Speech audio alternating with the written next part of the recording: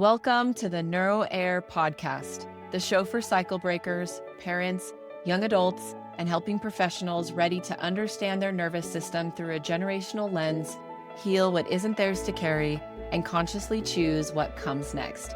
Hi, I'm your host, Leanna Hunt, an associate clinical mental health counselor and certified performance coach. Each week, you'll get stories, science, and somatic practices, plus my signature 4N framework: notice, name, nurture, and navigate, to help you honor resilience, break silence, and build deeper connection with yourself and those you love, all while shaping a legacy of safety, freedom, and possibility. Welcome back to the NeuroHeir Podcast.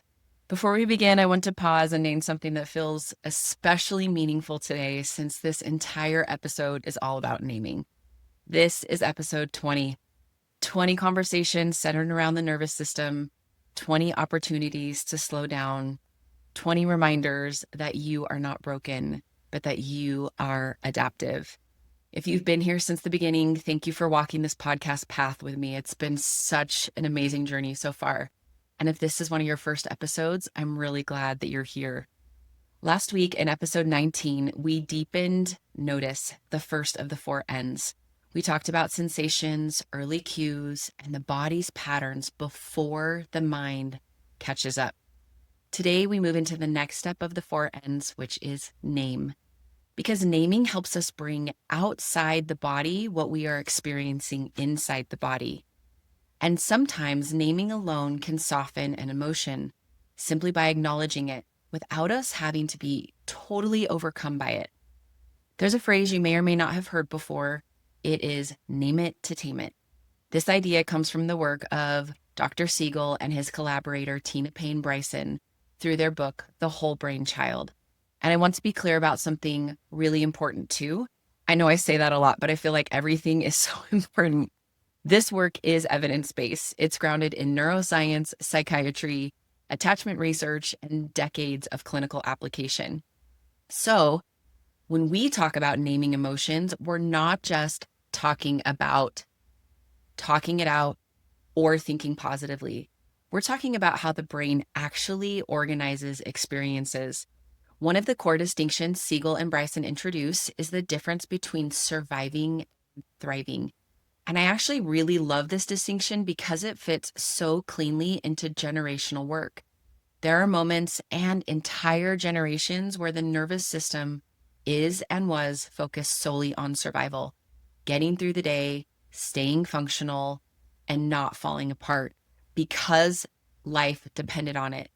And in those moments, the brain does exactly what it's designed to do. It prioritizes speed over reflection. It prioritizes reaction over integration, and it prioritizes protection over understanding. And remember, none of this is dysfunctional. It's actually intelligence. But thriving requires something different. Thriving requires integration. Integration is one of the most important words in Siegel's work. An integrated brain is one where different systems are allowed to communicate and cooperate instead of working in isolation or opposition. When the brain is integrated, we tend to see things like better emotional regulation, clearer decision-making, more flexibility, stronger relationships, and a greater sense of internal coherence. This is what Siegel refers to as staying in the river of well-being, not being overwhelmed by chaos on one side and not stuck in rigidity on the other. And here's one of the key NeuroHeir bridges. Naming is one of the primary ways that integration happens. Let's break that down really simply. The right side of the brain is deeply connected to emotion, sensation, imagery, and implicit memory. So when emotions feel big, fast, or overwhelming, that's often a right brain dominant experience. And the left side of the brain is more involved in language, sequencing, logic, and meaning making. So when you name what's happening, when you can put words to sensation or emotion, you're not overriding the feeling. You're bringing the left brain online to support that emotional right brain, which we kind of talked about last week with that right brain limbic center where the amygdala is, and the left brain with the prefrontal cortex. This is why Siegel talks about helping kids, quote unquote, tell their story of what's happening when emotions feel big. Because storytelling is actually integration. And this is just as true for adults as it is for kids. Another important piece of naming is that it helps the nervous system feel organized. When experience stays unnamed, it often lives as raw sensation or emotion without context. And the nervous system does not like the unknown. It truly likes and does what is familiar.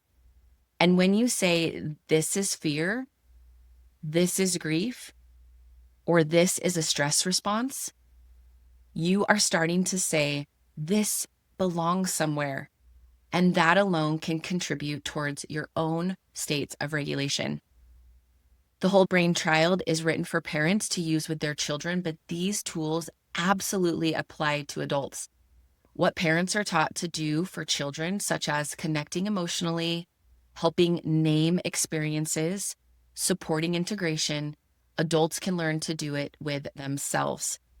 And remember, if this wasn't modeled for you growing up, learning to do it now is still so important. It's developmental repair. It's you giving your nervous system what it didn't have access to earlier. So through the NeuroHeir lens, name it to tame it becomes this. Naming is how we move from survival patterns we inherited into integration that we are now consciously choosing. It's how we stop being fused with a reaction and start relating to it. It's how the nervous system realizes, hey, I'm not just reacting, I'm actually aware of what's happening in my body right now. And awareness is the beginning of choice, as we've talked about before and like last week. But I want to slow that down even more because awareness is the doorway, not the destination. You can be aware that you're anxious and still feel completely overwhelmed by it. Integration is what happens after awareness, when the experience is no longer happening alone in the body. Integration means that different parts of your experience are no longer happening alone in isolation. It means sensation isn't happening without meaning, and emotion isn't happening without context, and reaction isn't happening without relationship. When you're not integrated, the nervous system is fast, it's protective, and it can feel really fragmented. Maybe it's just one part of you that reacts and then other parts that judge. And maybe another part of you wants to shut down completely. But when integration can begin, something shifts. You can feel a sensation and know what it is. You can have an emotion and stay connected to yourself. You can start to notice a reaction without having to let it overtake you. So integration isn't about stopping anxiety, but it is about bringing enough awareness, enough language, and enough presence online that the experience no longer has to take over your whole system. This is why naming matters so much, because naming is what turns a reaction into an experience you can be in relationship with. And once we start to understand naming as integration, a lot of what we call anxiety can start to make a lot more sense, especially when we remember that most of our nervous systems didn't learn these patterns in isolation. Anxiety often isn't the problem. What if anxiety is the signal that integration hasn't been available yet? Here's something I hear often from clients who come to me for anxiety. They'll say some version of, we didn't talk about emotions in my house. Feelings weren't discussed. You just avoided and pushed through, or we were told to sweep it under the rug. If that's your story or some version of your story, I want you to hear this really clearly. Not talking about emotions was not a failure. For your family for a long time, it most likely was a form of survival. Across generations, there were very real reasons to not have to feel. There was war, there was poverty, there was racial and cultural oppression, there was so much loss, and there was instability, physically, financially, emotionally. So when survival is the priority, emotions can sometimes feel like a luxury that the nervous system can't always afford. So over time, the system learns to adapt. It learns to function and to move forward. And it learns that it cannot pause long enough and feel, because pausing could mean falling apart. The problem isn't that this pattern existed for you or your family. The problem is that it's continued, even when the environments have changed. And now you may be one of the first ones in your entire family noticing something different. Maybe you're noticing, I don't want to do it this way anymore. Maybe you're thinking, I want to understand what's happening inside me. And maybe you're pondering what it would be like to respond instead of just react. Remember, generational repair doesn't mean that your family has failed. It means your nervous system is now ready for something new. And naming is often one of those first places that shift begins. I want to bring you back to Sarah, the composite of many of my clients I've worked with who I introduced last episode. Sarah came in saying she had anxiety for no specific reason, but her body told a very clear story. Before our meetings, she noticed tightness in her chest, shallow breathing, racing thoughts.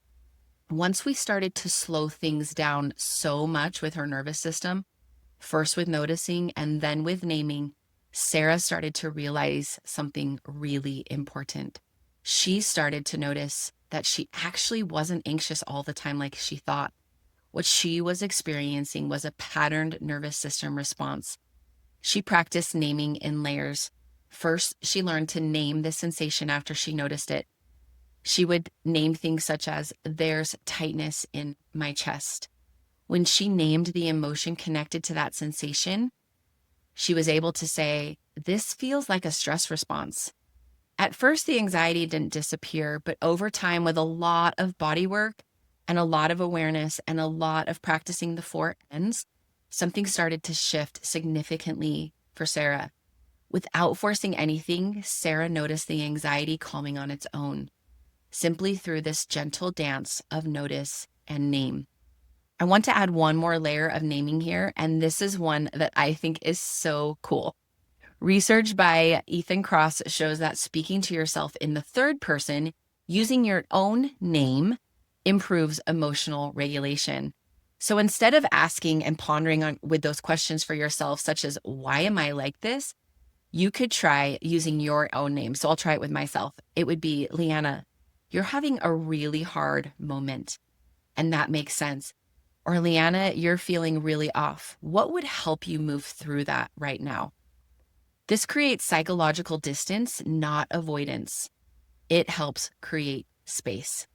That space allows the nervous system to regulate when you talk to yourself in the third person.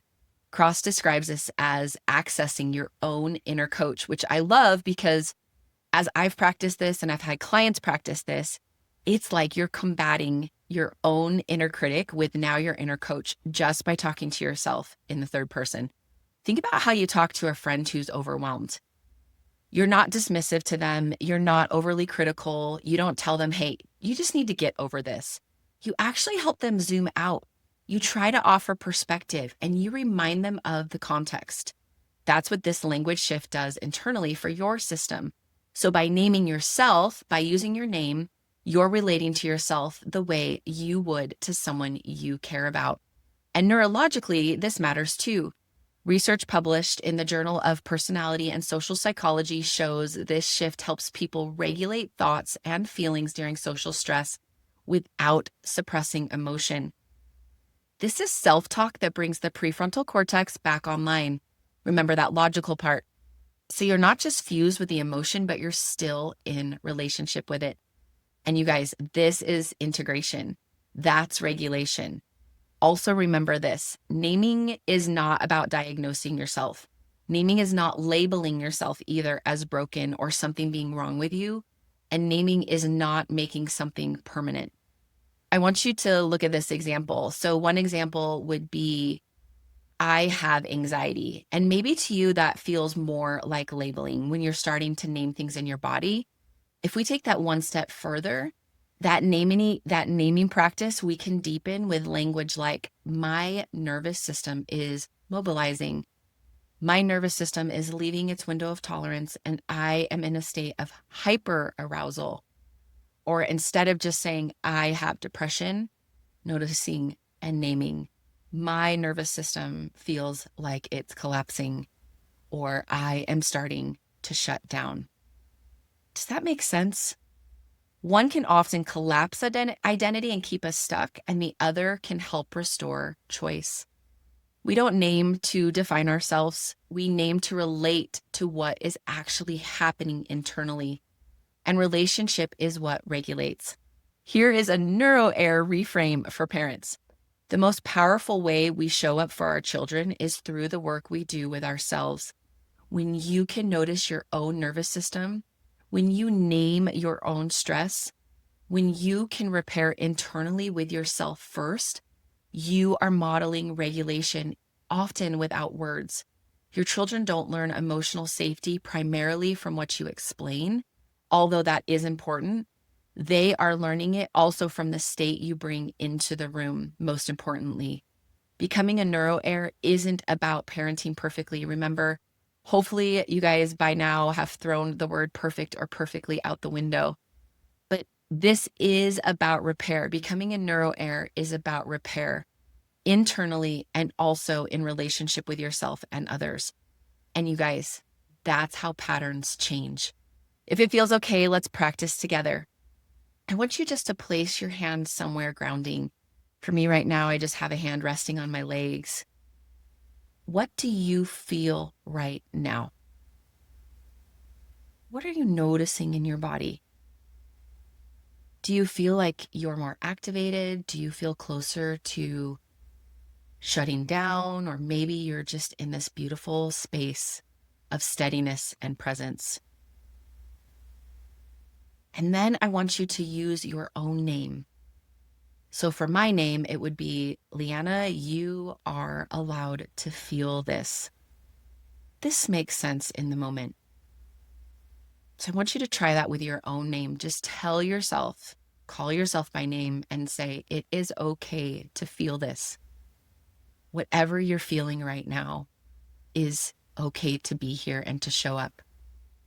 Remember, if nothing feels like it's coming up, that's information too, because sometimes that state of collapse and shutdown is so intense, the body is not sure it can come back online and connect with you. So just keep practicing it. I have a few questions for you too. You might journal later on these. And as always, they'll be in the show notes for you to find. The first is, what sensations do I notice, but maybe haven't named before?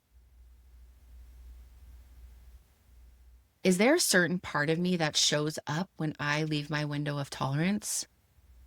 What does this part of me believe when I leave my window of tolerance? What changes when I speak to myself with care? And then also, what helps me return to my window? Remember that naming isn't about control. It is about relationship. It's about learning how to stay with yourself instead of overriding yourself. For many of us, it's the first time the body experiences this kind of message. Does that make sense?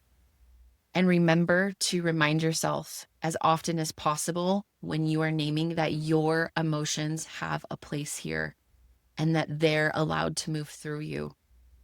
Next episode, we're going to move into nurture, what actually helps once something has been named. Until then, you don't have to heal everything. You just have to stay in the conversation with your body. Hope you guys have a beautiful rest of your week. Until next time. Bye, guys.